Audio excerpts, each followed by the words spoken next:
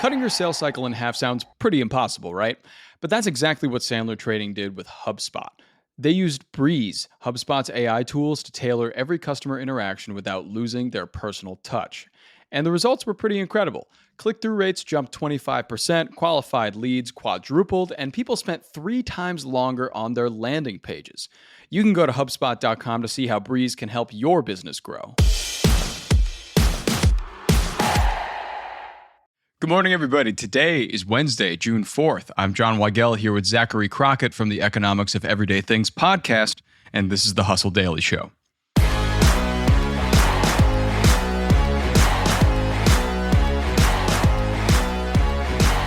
Tariffs are impacting everything. Even Walmart and Target are raising prices in an effort to combat the higher import cost of goods from China. One place, though, where this is felt the most is fireworks. So since most fireworks come from China, what's the outlook on the industry, and should we expect less pizzazz this 4th of July? We'll get to that in a bit, but first, let's give you the news in business and tech. All right, starting us off today, Klarna is no longer just a buy now, pay later juggernaut. No. The company is now piloting a debit card in the US and will launch one in Europe later this year. This is the first big step to help Klarna shake its buy now, pay later identity in favor of full financial services. Can they do it? We shall see.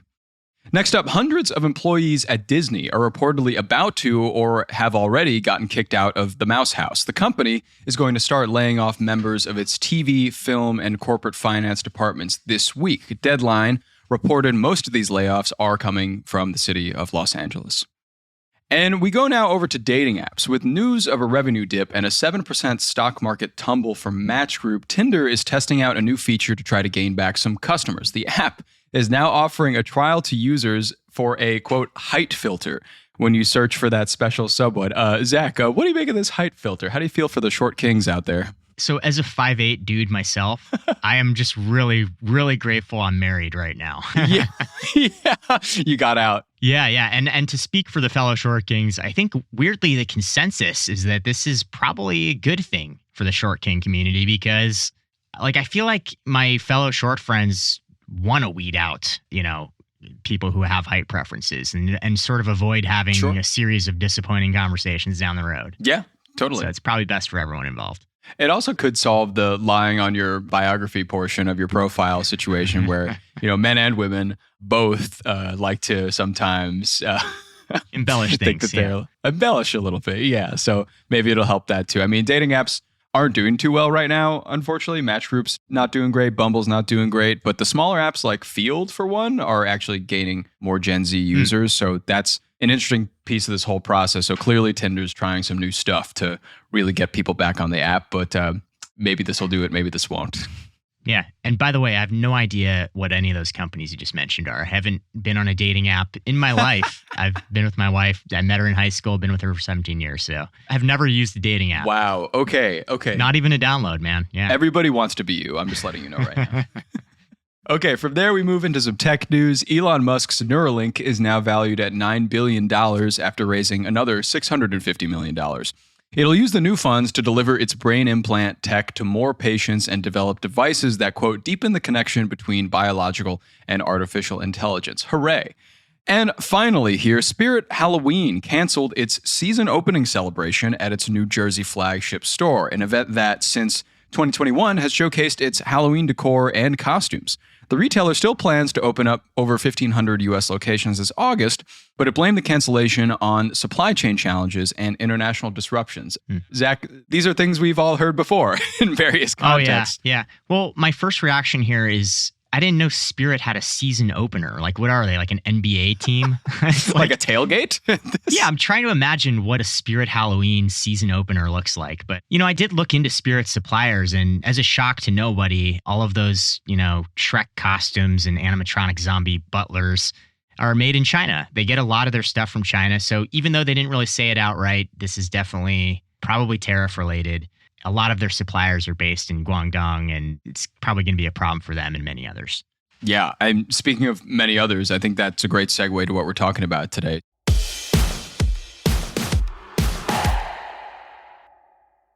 Okay, look, side hustles fail when they consume all of your time. I mean, every single bit of it.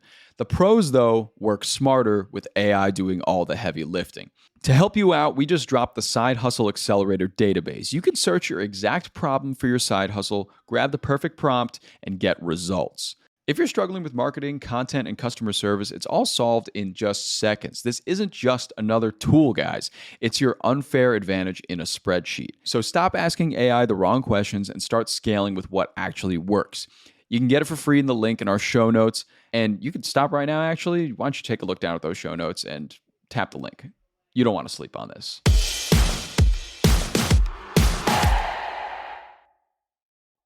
Retail prices everywhere, Walmart, Target, have showed increases to the point where some employees from some of these stores are marking these increases and showing them on social media. Some at Walmart, according to Business Insider, noted that prices have gone up about 38%. And, Zach, what you just said about these tariffs and also getting products from China, I think one of the areas that's being very affected, it seems, as we loom on the 4th of July, are fireworks. So could you tell me a little bit about how fireworks are being affected this year? Yeah, so I did this episode recently, and I talked to all these pyrotechnics companies that put on these big 4th of July shows we all know. I talked to the people who run fireworks stands. I talked to importers, distributors, and fireworks are sort of this perfect case study in what could potentially go wrong with tariffs.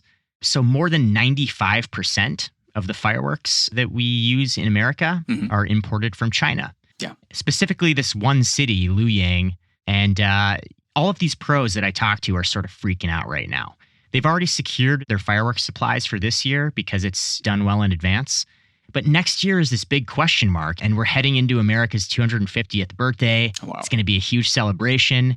And a lot of people in the fireworks industry are really scared that these tariffs could put a wrench in their fireworks plans. Given that over 95%, as you said, of these fireworks are imported from China, it seems to be a very vulnerable situation for trade tensions or supply chain disruptions.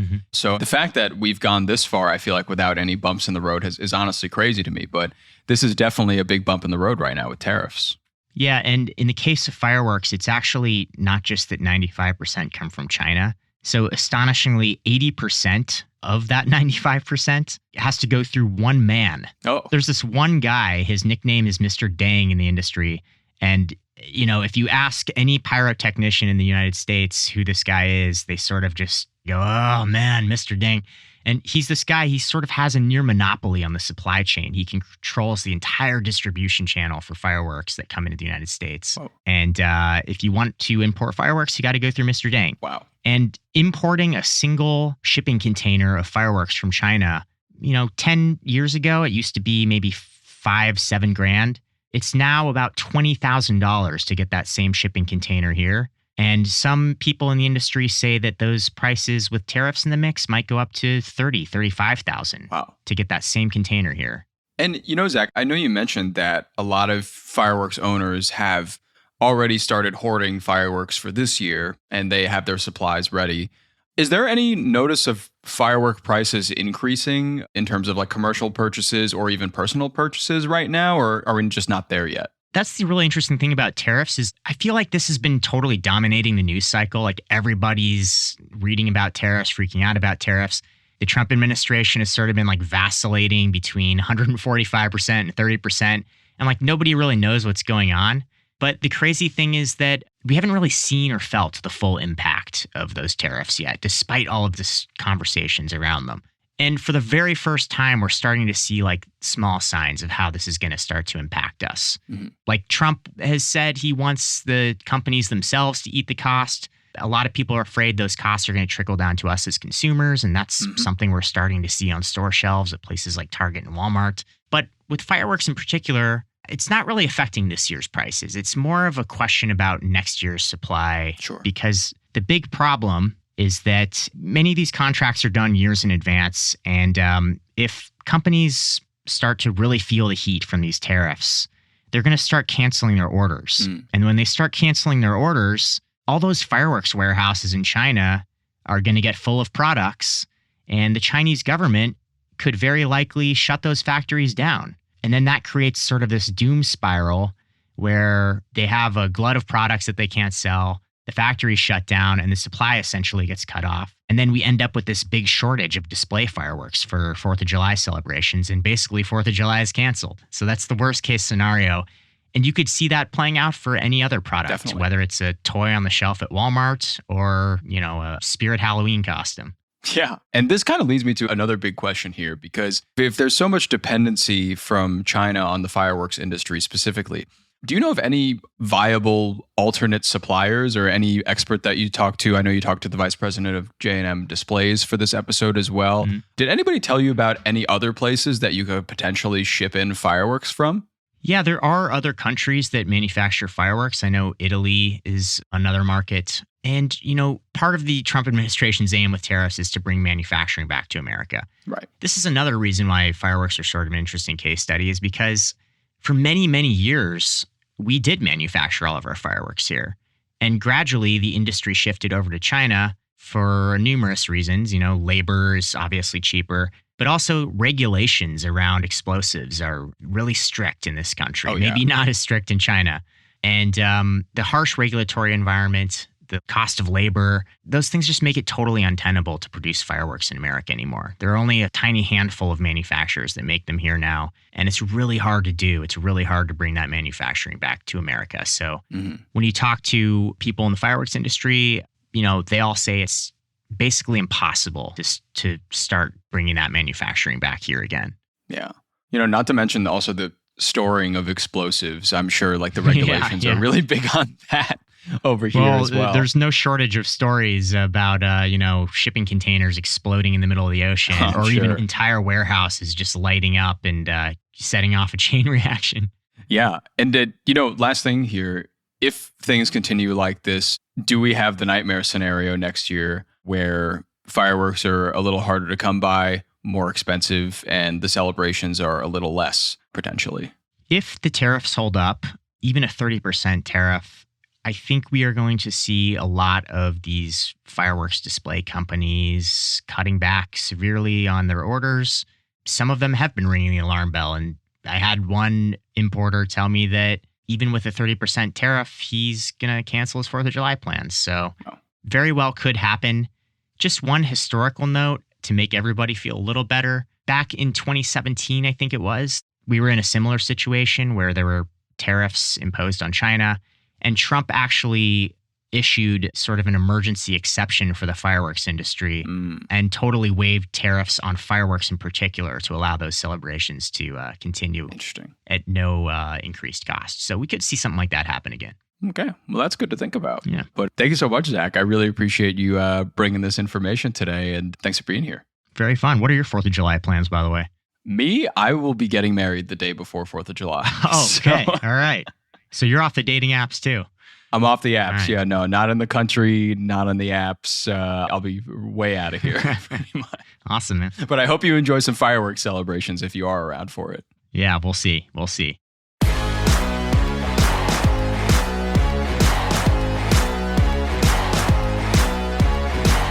Okay, that's going to do it for us today. Thanks for tuning into the Hustle Daily Show.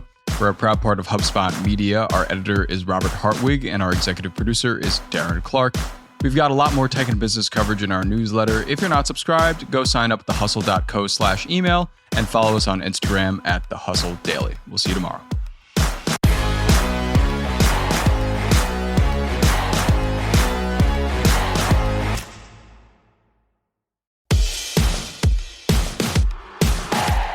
Hey everybody, I've been listening to this great podcast lately. You got to check it out. It's called Content is Profit. It's hosted by Luis and Fonzie Camejo, and it's brought to you by the HubSpot Podcast Network, the audio destination for business professionals. So in this podcast, you can discover the secrets and strategies on how your business can achieve the frictionless sale. We talk about frameworks, strategies, tactics, and bring special guests to bring you all the information you need in order to turn your content into profit. Recently, they did a whole episode on micro creators and UGC and how those things are transforming the social media industry, especially for profit. They had a guest on, William Gassner, who is the co-founder of Stack Influence. So definitely check that episode out if you want to learn more about the social media landscape as it is currently. You can listen to Content as Profit wherever you get your podcasts.